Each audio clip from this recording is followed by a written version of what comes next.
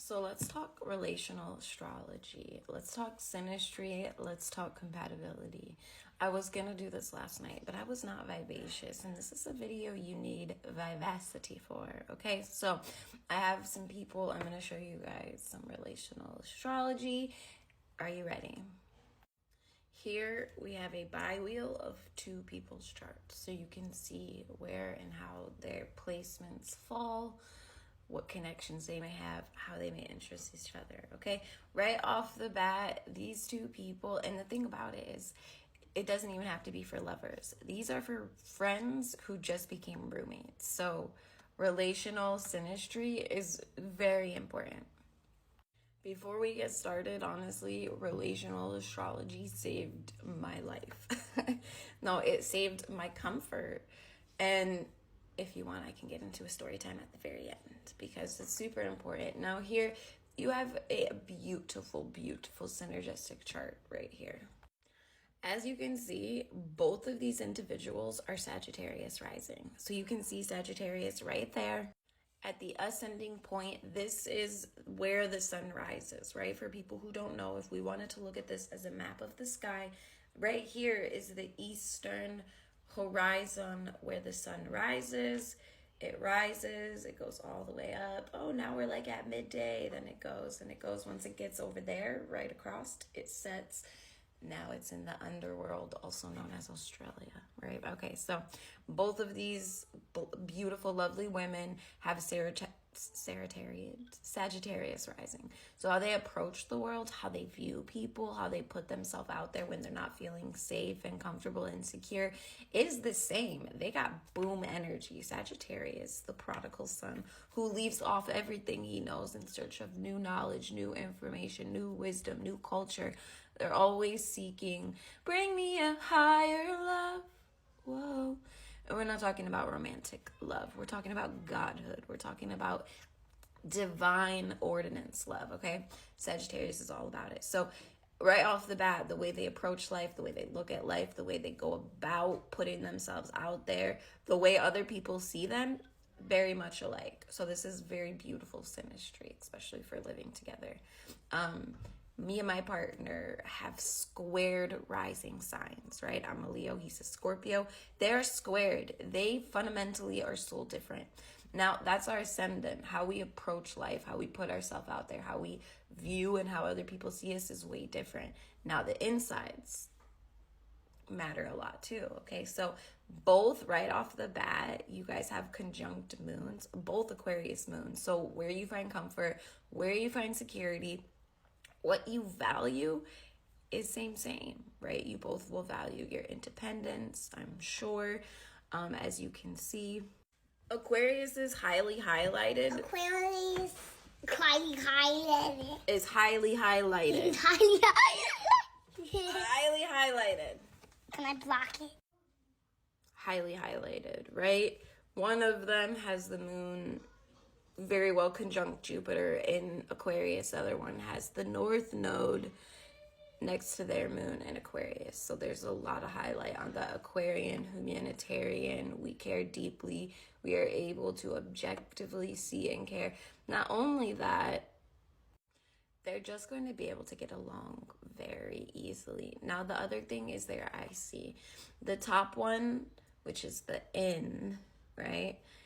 She has her IC in Aries. So when she gets comfortable, when she takes the mask off, when she knows she is safe, Aries comes out to play. Very childlike, fun, loving nature, okay? And when N, her IC is Pisces. So when she gets comfortable, when she takes her mask off, it is Piscean nature. This is someone who feels very deeply into the world around them. The Alpha and the Omega, the Aries and the Pisces, the head and the feet, right? So you guys have that dynamic, but it's beautiful because as you see, okay, flip-flop. In is out, M is in, okay? So, in has her Mars sitting on M's IC. So the way in, right, goes about doing things, right? Because Mars represents the arms, how we move through space and time. She has her Mars, her motion, her movement in M's IC of comfort. So there's a lot of similarity, comfortability there. Both of them have water Mars, so they're not going to be like combating each other. It works very well. When we get into the scores, beautiful scores for two people living together. I'm not even kidding. Also, I just want to talk about how your guys' MCs really like mesh.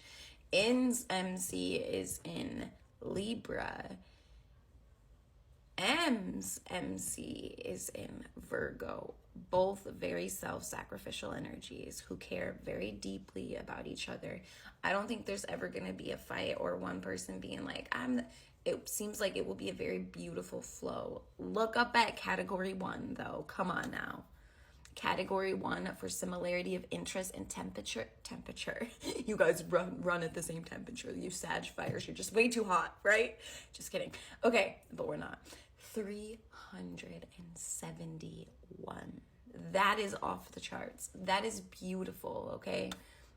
Like, similarity of interest and temperament, like, you want to have that for two people living in a house together. So beautiful. 371. The way you guys go about doing things. Mercury, I didn't even look at your guys' Mercury. Hang on. Let's go back real quick. Okay, yeah. Basically, the only point of contention at times is because you guys both think highly different ways, right? N being Cappy Mercury, M being Leo Mercury, both very beautiful, but it's like one is the love, the heart, the other is as cold as ice, right? One is very traditionally driven, focused, work, career, or just what can I do? But wherever you got Capricorn, you got to give yourself extra slack and value yourself a hell of a lot more. And Leo is the one, the sun. He busted out of the home to go experience his life. And he's like, look at me, right? So one is really, they're both self-focused in the way of Capricorn's trying to bring in those doll hair bills. And Leo just wants to experience and express himself. So they're a little different because Mercury is not all about fun. Leo is all about the fun. But don't get me wrong. Capricorn, well, Mercury, when I said Mercury is not all about fun, I meant Capricorn Mercury. But Capricorn knows how to have fun, okay? Don't get me wrong. It's either they're all work, no play, or they're all play, no work, okay? No one talks about that. Back to the charts, okay? Category 2, mutual success, high achievement. 76, pretty low. You guys may not become millionaires together. You know what I mean? You could. You got that work, you got that drive, you got that motivation, but I have a feeling money isn't of value for, you know what I mean? It's not going to be the motivating factor for both of you guys. You may need it and you could get it. Like, y'all could get the bag if you need the bag, but mutual success, high achievement, you guys aren't going to drive each other to the top of the hills. Now, what you will is a lot of understanding, communication, nurturing. It's a very beautiful thing. Problem solving, communication, and mutual understanding. 140. That is beautiful. You guys can communicate. You guys can problem solve. Mutual kindness, friendliness, pleasantness, and peace. 48. So it's low. So you guys say what you got to say. You don't do it in a nice way, but nice is fake. So who wants to be fucking fake? Don't be fucking fake. Just be real, right? Just saying, you guys are going to perhaps communicate truthfully, not in a way that is what the other person wants to hear, but it's going to be beautiful. This is what I like to see too. Category 5, aggressive competition, power, success, or violence is 86, is very, very low. So there will be very little, and you guys will be able to problem solve and communicate about it, okay? Adventure, surprises, disturbances, 107. Shared creativity, imagination, and inspiration, 135. Both beautiful. Hang on. I do want to quickly say we got some intense aspects. Maybe I have to do part 2. I don't know. You got the moon squaring the Pluto. So this is going to be a deep transformative relationship. Deeply, profoundly transformative that both of you guys understand. It could be a slow, steady thing, but you guys coming together deeply, deeply transforms one another. And I think that's beautiful. Maybe I'll do part 2. Maybe I'll just send information. For people here, you want a relational reading, DM me, message me. Not only do you get the score sheet, you get a whole breakdown of the aspects you guys share, how you influence and affect each other. So yeah, just DM me for some relational astrology. If you enjoyed it, heart, ask questions, put some comments. You guys know the drill.